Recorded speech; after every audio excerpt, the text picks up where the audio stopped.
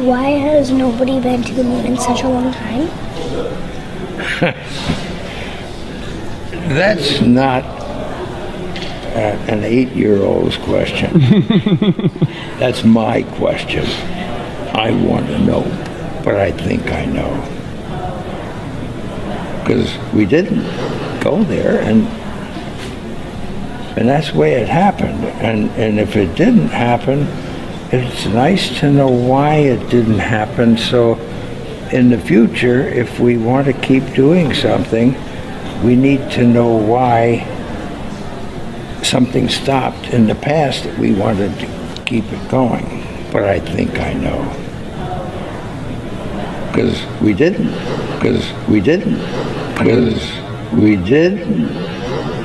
Messieurs, je veux vous dire qu'il y existe en France un enthousiasme général pour les questions de l'espace et que M. Pesquet en est la figure marquante après celle de Jean-Loup Chrétien, donc on ne pourra pas oublier ici aujourd'hui la contribution à l'aventure spatiale française. Les Français ne peuvent pas oublier qu'ils sont le deuxième peuple au monde pour la contribution individuelle au financement de programmes de l'espace. Le deuxième peuple au monde.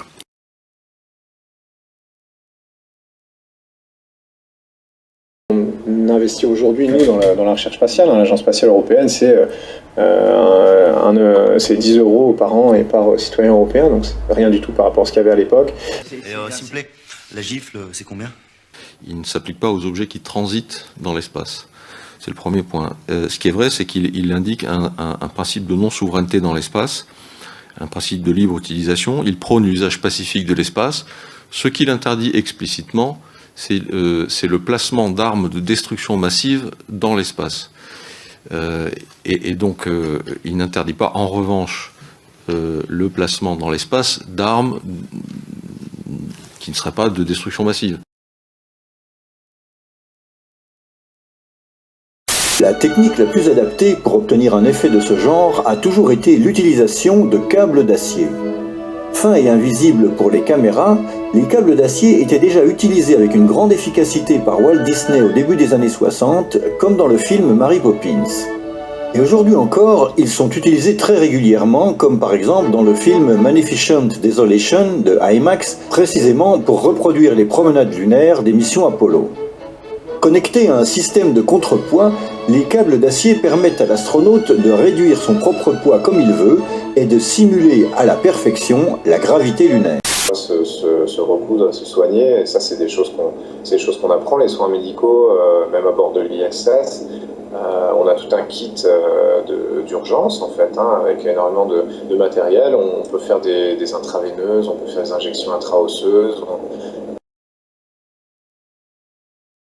On peut arracher les dents. Attends, alors ça c'est Thomas Pesquet qui est en train de commenter le film Seul sur Mars. Ah, putain, moi je trouve qu'il sort des énormités quand même. En général, malheureusement.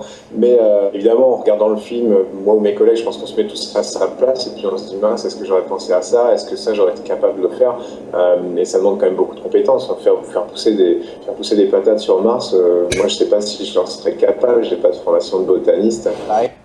T'as pas de formation botaniste? Bah attends, et les expériences avec les plantes, c'est quoi? C'est des expériences sur les plantes, où on fait pousser des plantes. Et ça demande quand même beaucoup de compétences. Faire pousser des patates sur Mars, moi je sais pas si je leur serais capable, j'ai pas de formation de botaniste.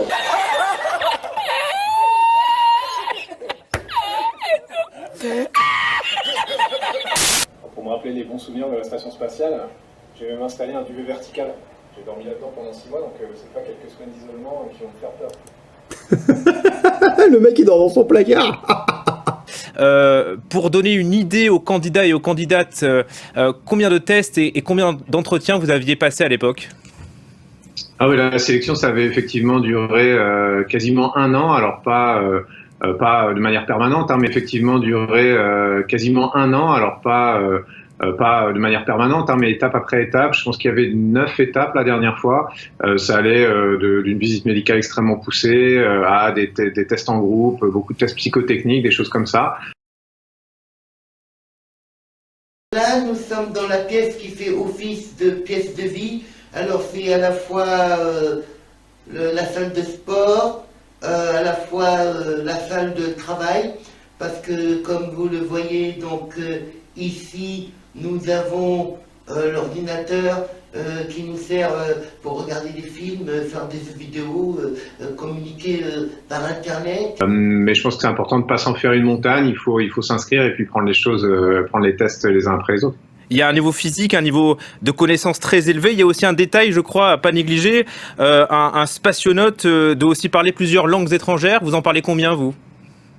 Oui, c'est ça. Moi, j'ai la chance d'en parler. Alors, j'en parle plutôt mal, mais j'en parle 5 ou 6. Le français, évidemment, l'anglais, la langue de travail maintenant assez internationale.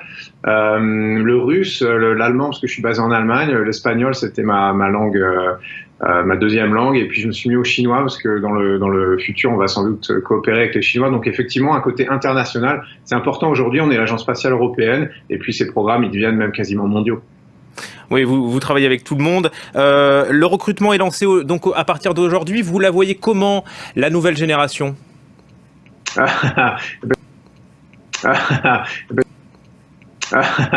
la vois très, très européenne, je pense. Alors évidemment, on est tous nés quelque part, on est des Allemands, des Français, etc.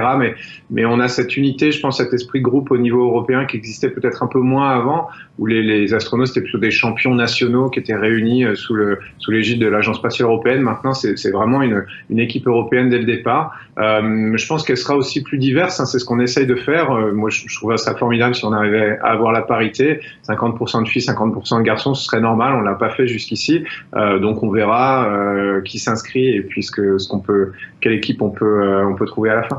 Et l'Agence spatiale européenne dit vouloir donner plus d'espace d'accès aux personnes handicapées.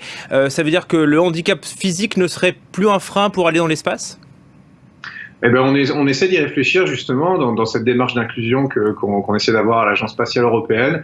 On a décidé au cours de cette sélection d'étudier un peu. Alors, on n'en est pas encore à l'étape de dire on va sélectionner une personne handicapée là, qui va devenir astronaute et qui va aller dans l'espace, mais on veut essayer de réfléchir à ce que ça demanderait. Est-ce qu'on doit modifier la manière dont on fait les choses? Est-ce qu'on doit modifier les systèmes qui existent, les capsules spatiales, la station spatiale? Et donc pour lancer ce projet, on va ouvrir la sélection aux personnes avec certains handicaps. Ouais.